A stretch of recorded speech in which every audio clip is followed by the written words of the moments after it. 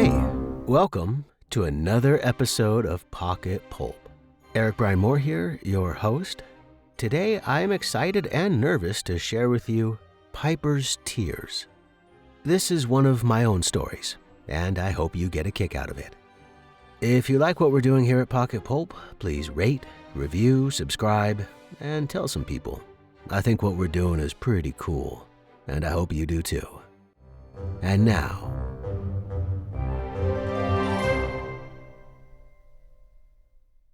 Piper's Tears, written and narrated by Eric Bryan Moore. On April 25th, 2015, I killed Piper McKinley and maybe 9,000 other people. It was damn near 25 years earlier when my mama first told me about the Land of Tears being a secret place. I remember it well. I had just fallen off my brand new Huffy three-wheeler. The red streamers I had taped to its handlebars matched the long scrapes on my knees. I cried like a little girl, which made me cry more because I was a little girl, and my 3 older brothers never forgave me for having different plumbing, and they sure in hell weren't gonna let me forget that neither. My mama picked me up, wiped away my tears and snot with thick fingers, and whispered that little ditty about the secret place in my ear. She whispered a lot of nonsense in my head back then, mangled quotes from books and songs, half-French gibberish passed down from her own mama, a recipe for etouffee that could make a man cluck like a chicken, and all sorts of other foolishness.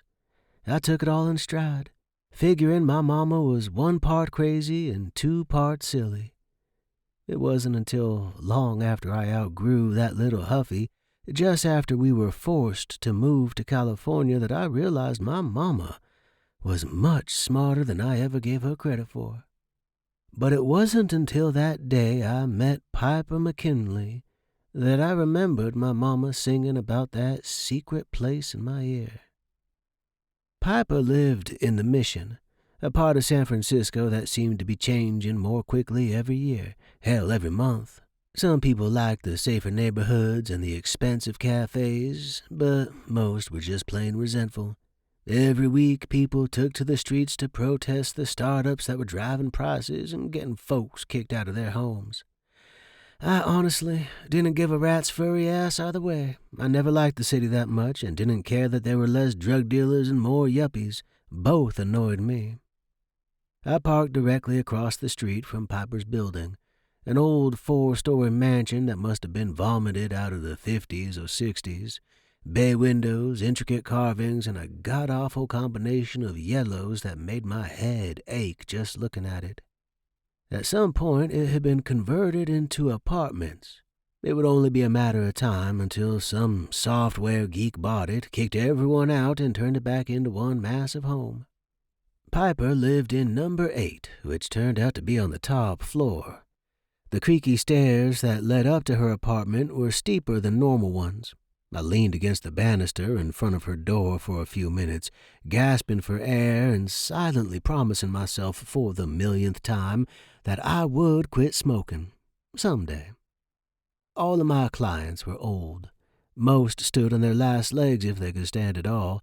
How an old woman could navigate this staircase on a daily basis was beyond me. But I got my answer soon enough. The woman who opened the door was blonde. Shockingly blonde, horror movie first sorority girl to die blonde, and younger than me by at least a decade. I disliked her instantly. Confused, I wiped my forehead and said, sorry, I think I might have the wrong apartment. Can you tell me where Miss McKinley lives? Yes. Blondie smiled. She had annoyingly white teeth. You have the right apartment. Josie, right? Yeah, I'm Josie. Now I was irritated. I only had a few rules, but the most important one was that the client was supposed to be alone.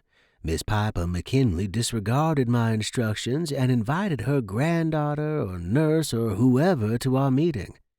It was only a 30-minute ride from my home in Oakland, but a waste of my time nonetheless. Please, come in. Marcia Barbie Brady pulled the door open and stepped aside. Look, I told Ms. McKinley that no one else was supposed to be here. I turned to leave. Wait, there's no one else here. That stops me. Where's Ms. McKinley? Me. I'm Piper McKinley. Barbie Brady was Piper? That surprised me. Well, maybe surprised was the wrong word, but it definitely poked my curious spot. I dealt with geriatrics. How did this girl get a hold of my email address? Why would she even need me? She was young, healthy-looking, beautiful. Ah, she said like she could read my mind. You were expecting someone older. You could say that. Look, I only work with people of a certain age. Wait, are you sick? I mean, you don't look sick, but that might make a difference. Maybe. The truth was, she looked much healthier than me, especially as I stood there struggling to breathe after hiking up that damn staircase. No, I'm fine. Strange. Was this a setup of some kind? She didn't look like a cop, but other than television, I didn't really know what cops looked like. The girl dressed like a librarian. Brown cardigan, loose jeans, and no shoes. I was pretty sure police departments didn't hire girls this blonde, and even if the police searched my bag, they would come up with a big fat Zippola. I had nothing to worry about other than wasting my time, but I really hated it when people other than me wasted my time. Look, I said, I don't think I can help you. Wait! She grabbed my hand in both of hers as I turned to go. Her skin was smooth and soft. She gripped my hand gently, but there was a desperate determination there that let me know she would not let go easily. Please, just hear my story. That's all I ask. Hear my story, and if you still don't want to work with me, well, you can just go. No hard feelings. Fair? Her large green eyes had yellow streaks. They looked like bell peppers that had stuck to the vine a little too long. I hated bell peppers. 5 minutes, please. I make an excellent cup of coffee, and I just made some fresh. Please. Okay. I've always been a sucker for coffee. And regardless how I felt about bell peppers or blondes with perfect teeth, there was something strange going on with this girl, and I wanted to know what it was. My mama had always told me that curiosity would be my downfall. I'm always up for a story. She had what passed as a one-bedroom apartment in the city. It was basically a large room with a closet. The closet just happened to be big enough to stuff a small mattress inside of it. She used the space well. The walls were covered with a dozen purple and red curtains, not my style, but it looked easier than painting. There was a kitchenette in the corner, and a couple of gray sofas in the middle of the room, and a large bay window that overlooked the street. It was clean and well organized, cozy. Next to one of the sofas was a long wooden shelf made from a recycled pallet. It held about 100 clear plastic vials, each one with a strip of yellow paper attached to it. They didn't look like drugs, and most addicts I knew of didn't keep their stash so prominently displayed. That, plus Piper's perfect skin, ruled her out from being a junkie. I reached out to pick one up. Here you go, Piper said, startling me and handing me a cup of coffee. Thanks. She waved me to the larger of the two sofas. I took my bag, an old canvas backpack, off my shoulder and set it on the armrest before sitting down. Piper sat on the sofa across from me, curled her feet underneath her legs, and cupped her mug with both hands. A librarian if I ever did see one. We drank our coffee in silence. She kept glancing at my bag, and I kept glancing at her vials. I knew not to talk first. I found in my work it was usually best if I let the client start the conversation. Tears, she finally said. Cheers, I said, raising my cup. No, tears. Excuse me? The vials. She nodded toward the shelf. Each one contains tears. You collect tears? Yours or Your victims, I thought. My body tensed. She didn't look dangerous, and I had more than a few pounds on her. If it came down to a fight, I could probably take her. Unless she poisoned me. I looked down at my coffee. She laughed. Mine, of course. I keep them as a reminder. She pulled a handful of empty vials out of the pocket of her cardigan and dropped them on the coffee table between us. Always be prepared, I say. I nodded, having no idea what kind of crazy had been chewing on her, but I figured the coffee was safe, so I took another sip. She pointed to a white envelope on the table and said, like you requested, if, you decide to help me. I nodded. How did you find out about me? Catherine Warren gave me your number. She said she was very happy about the work you did with her grandmother. She glanced at my bag again. It must be hard getting referrals for what you do. You ain't lying, I said, making a mental note to have a stern conversation with Catherine. Not a lot of repeat business, Speaking of which, you're a bit younger than my usual customers. I bet. You're not quite what I was expecting either. What were you expecting? I don't know, really. She nodded toward my bag. It's in there, your instrument? Yep. She nodded slowly, her large eyes fixated on my bag. I guess you'd like to know why. Why you want to die? Usually I don't have to ask, but seeing as you're young, healthy looking, yeah, I think I would. She took her eyes away from my bag, gave herself a quick little nod, and looked me right in the eye. I was born December 7th, 1988 at 1:41 in the morning. 10 years younger than me. I knew it. At that exact same time, there was an earthquake in Armenia that killed 25,000 people. She put her coffee down and walked to the shelf. She selected one of the vials and handed it to me. The strip of parchment attached to it had something written in tight cursive. October 9th, 1995, 3:35 p.m. Colima Jalisco earthquake, Mexico, 58. Those were the first tears I ever collected. I cut my finger with a steak knife, as a test. 58 people died. I noticed earlier that year that whenever I cried, something bad always happened on the news. Something bad's always happening on the news, I said. True, but I'm not referring to muggings and murders, nothing man-made. I'm talking about acts of God? Natural disasters? Earthquakes, specifically. Wait, I said, smiling. You believe that whenever you cry, there's an earthquake? Isn't the earth always shaking? No, it's not, she said matter-of-factly. So when you cry, the earth shakes? Sounds a bit melodramatic, don't you think?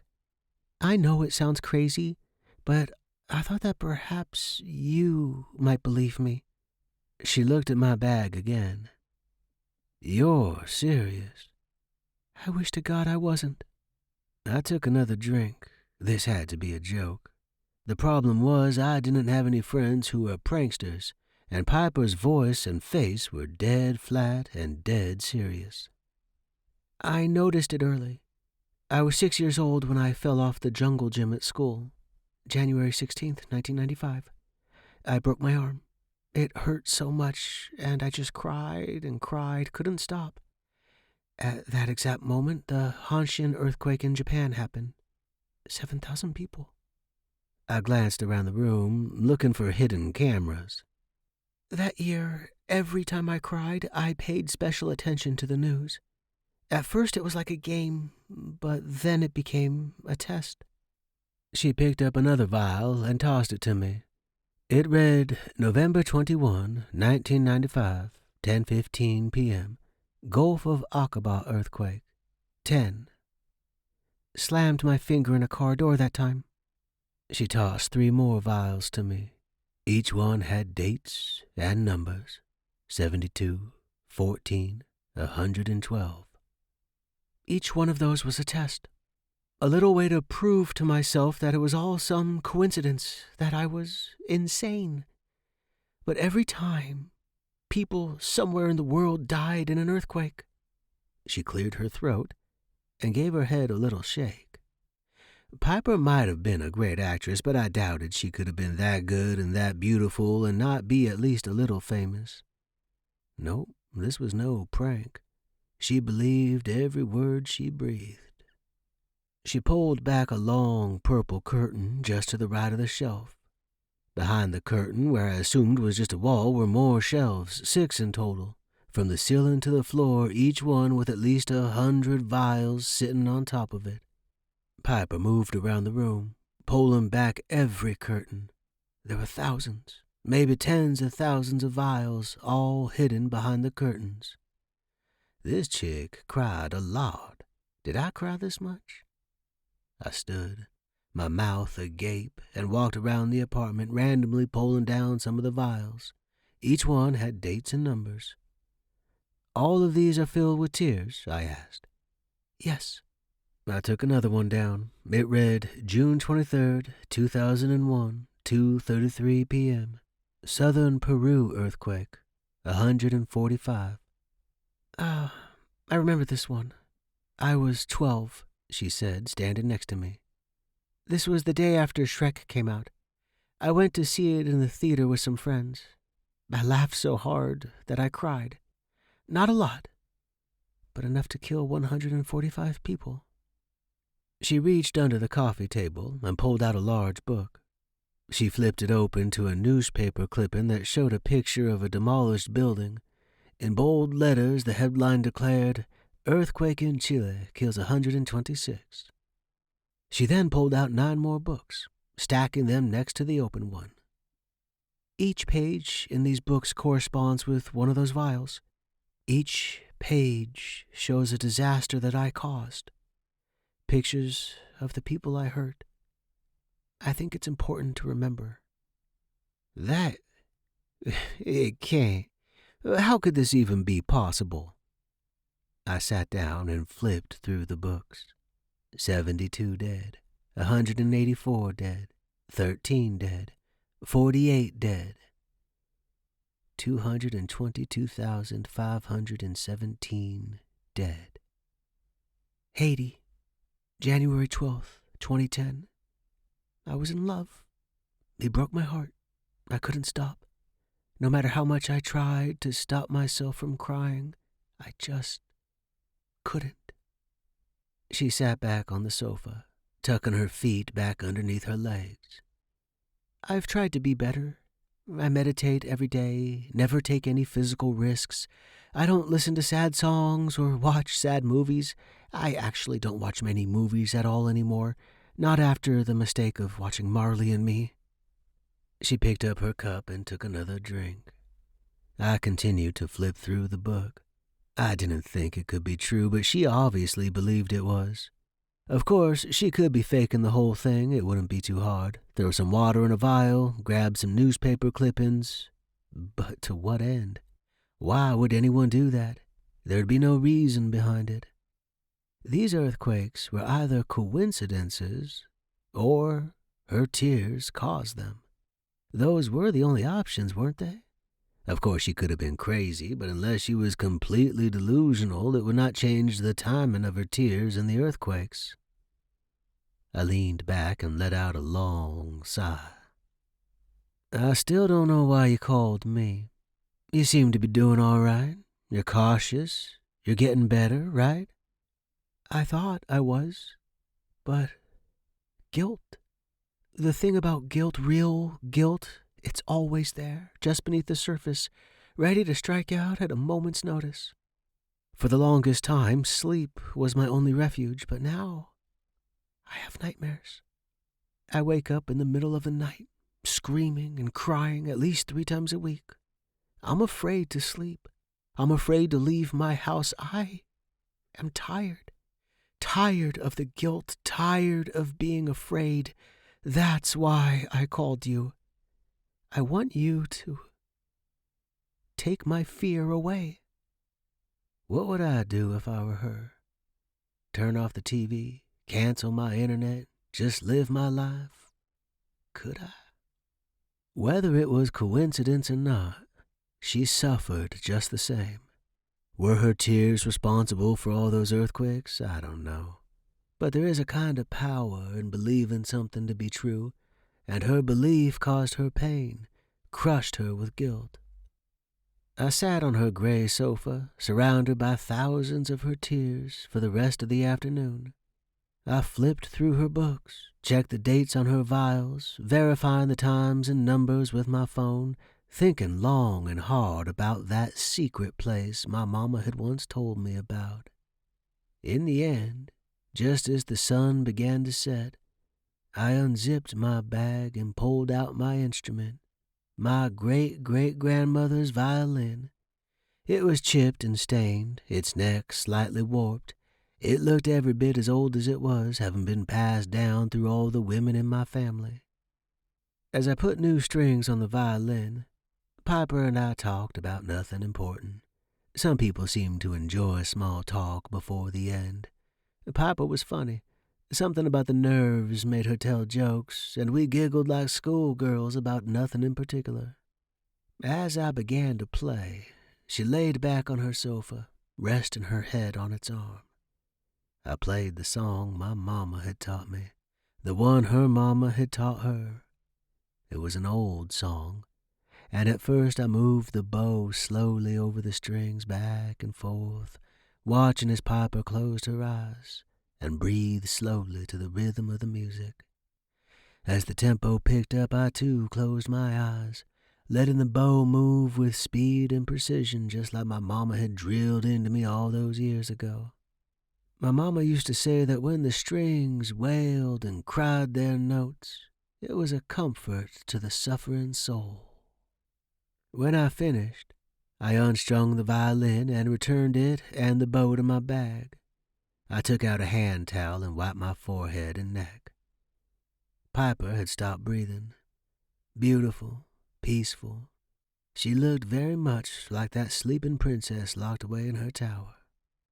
I picked the white envelope up from the table, my payment. Inside was a set of new violin strings and a picture. The strings were to replace the ones I had just used. Something about that song wore away a set of strings to the point where they couldn't be played again. My grandmother had believed that the strings captured the person's soul. My mama thought it had something to do with the vibrations and the amount of energy being released. I knew I'd never know the truth of it, so I never took the time to dwell on it, but I kept every set just in case my grandmother was right. The picture was of Piper, squinting into the sun, her perfect teeth sparkling in her half-open mouth, smiling as if she had just heard some great joke and was about to burst into a fit of laughter. It was a nice picture, and it showed off her large, bell-pepper eyes. When I got home, I would add it to my collection. Like Piper, I believed in the importance of remembering. I never took money for this service. No woman in my family ever had. Only the worst kind of people profit from death. As I tossed my bag onto my shoulders, I noticed a tear hanging from the corner of Piper's eye. Before it stained her cheek and disappeared into a nest of golden hair, I took one of the empty vials from the table and trapped it inside. I wondered if perhaps Piper's tears really did come from a secret place.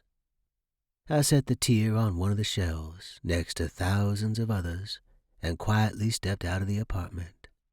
The next day, I read that 8,964 people had died in an earthquake in Nepal at the exact time I had been playing my violin for Piper. Thanks for joining me again this week, and I hope you enjoyed Piper's Tears. If you enjoy stories, and I hope you do if you made it this far, and you would like to hear a new, free story every single week, please subscribe. Also, share, please. And don't forget to check us out on Facebook at Pocket Pulp, where we look forward to talking with and about the writers further.